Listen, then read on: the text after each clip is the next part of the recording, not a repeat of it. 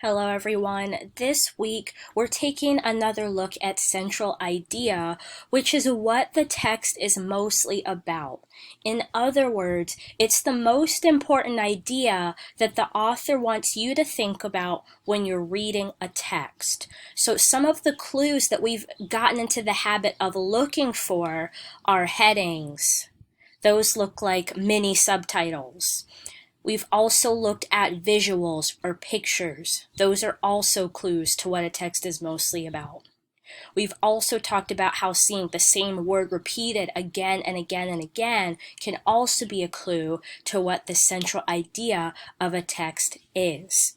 So this week in particular, we're going to focus in on the first or last sentence text clue.